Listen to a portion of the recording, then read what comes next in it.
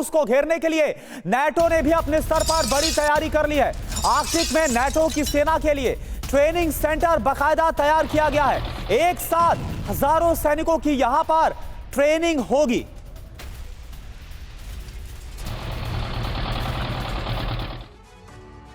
तो देखिए रूस पर बड़े हमले की तैयारी कैसे की जा रही है, इससे जुड़ी कुछ और डिटेल्स जल्दी से हम आपके सामने रखने जा रहे हैं। इंफॉर्मेशन वॉल का एक बार फिर रुख करते हैं। आर्कटिक सर्कल में नाटो ट्रेनिंग सेंटर चलाया जा रहा है, बाकायदा वहां पर तैयारियां चल रही हैं। नॉर्वे बनाएगा नाटो के लिए ट्रेनिंग सेंटर। रूस पर बड़े हमले की तैयारी है। एक साथ हजारों नाटो सैनिक यहां पर ट्रेनिंग लेंगे, उन्हें किया जाएगा ट्रेन रूस पर हमले के लिए। और देखिए इसमें यूएस ब्रिटेन की मदद से नॉर्वे बना रहा है ट्रेनिंग सेंटर, जहां हजारों की संख्या में नाटो सैनिक ट्रेनिंग लेंगे। ट्रेनिंग सेंटर की लागत $1.45 बिलियन यानी कि अच्छा खासा खर्च यहां पर किया जा रहा है नाटो फोर्सेस को रूस के खिलाफ तैयार करने के लिए। जी हां, तो तैयारियां जोरों पर हैं। वहीं पश्चिमी देशों के खिलाफ रूस का सीक्रेट अटैक हुआ है। कई देशों पर पिछले एक साल से अलग तरह के हमले हो रहे हैं और ये खुलासा कौन कर रहा है? द टेलीग्राफ के हवाले से ये बड़ी खबर सामने आ रही है। पुतिन की परमाणु तैयारी के बीच ये बिल्कुल नया खुलासा है। और चलिए अब आपको बताते हैं कि आखिर कैसे रूस पिछले एक साल से पश्चिमी देशों के खिलाफ सीक्रेट वॉर को चला रहा है। लंदन में बम की दहशत से अमेरिकी दूतावास में हड़कंप मच गया। लिथुआनिया की बात करें तो यहां DHL का कार्गो प्लेन क्रैश हुआ। ब्रिटेन में अमेरिकी एयरफोर्स बेस के पास ड्रोन नजर आया।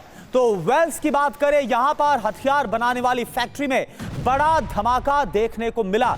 बाल्टिक सागर यानी बाल्टिक सी का जिक्र किया जाए तो यहां पर टेलीकम्युनिकेशन वायर्स काट दिए गए। पूर्वी लंदन की बात करें तो यहां पर यूक्रेनी मूल के दुकानों पर हमला किया गया, आगजनी की घटना सामने आई। NHS प्रोवाइडर्स पर रैंसमवेयर अटैक सामने आया। पूरे यूरोप में टेलीविजन सैटेलाइट बाधित कर दी गई। स्पेन में दल बदलने वाले नेता की गोली मारकर हत्या कर दी गई। तो जर्मनी का जिक्र जरूरी इसलिए हो जाता है क्योंकि जर्मन हथियार कंपनी के चीफ एग्जीक्यूटिव की हत्या की कोशिश भी की गई। अब खास बात क्या है, ये फटाफट आप देखिए।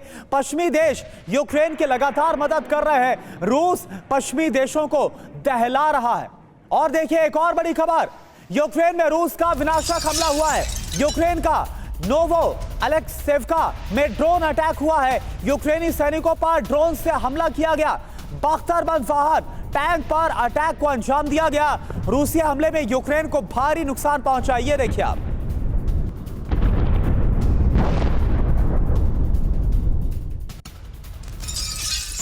और इस बीच जानकारी ये मिल रही है कि रूस ने सोकोल रडार तैयार कर लिया है। छोटे ड्रोन्स के हमलों से सोकोल बचाएगा, रूस की रक्षा करेगा। 5 किलोमीटर दूर के ड्रोन से ये अलर्ट कर देगा।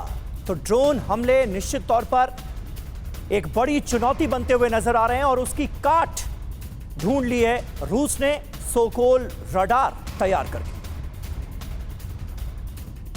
तो छोटे ड्रोन्स के हमलों से रूस को किस कदर परेशान किया है यूक्रेन ने, ये हमने बीते हमलों के दौरान देखा और अब उसकी काट ढूंढने की कोशिश सोकोल रडार के तौर पर की गई है रूस में। सोकोल रडार बनेगा दुश्मन ड्रोनों का काल। जी हां, इसी मकसद से इन्हें तैयार किया गया है। छोटे ड्रोन हमलों के खिलाफ रूस की यह बड़ी तैयारी है। 5 किलोमीटर दूर से भी छोटे ड्रोन्स जो हैं उन्हें ये डिटेक्ट कर सकता है। 10 मीटर एक्यूरेसी के साथ मिनी माइक्रो ड्रोन की पहचान कर सकता है। जिस बिल्डिंग पर रडार इंस्टॉल किया गया उसकी पूरी सुरक्षा की गारंटी ये देगा। स्कैनिंग और मल्टी चैनल एंगल से देखने की इसकी क्षमता है। अब आप ये भी जान लीजिए कि सोकोल की जरूरत आखिर क्यों पड़ी। यूक्रेन ने मॉस्को पर कई बार ड्रोन से हमले किए, यहां तक कि क्रेमलिन पर भी ड्रोन अटैक हो गया। रूस का एयर डिफेंस सिस्टम ड्रोन हमलों को रोक नहीं पाया। कई रिहायशी इमारतों को भी ड्रोन हमले से नुकसान पहुंचा है। घोष साहब, बहुत जरूरी हो गया था ये रूस के लिए, क्या कहेंगे आप बहुत संक्षेप में? जी हाँ, ये काफ़ी ड्रोन अटैक्स हुए हैं और अभी तो मिसाइल अटैक्स भी हो रहे हैं।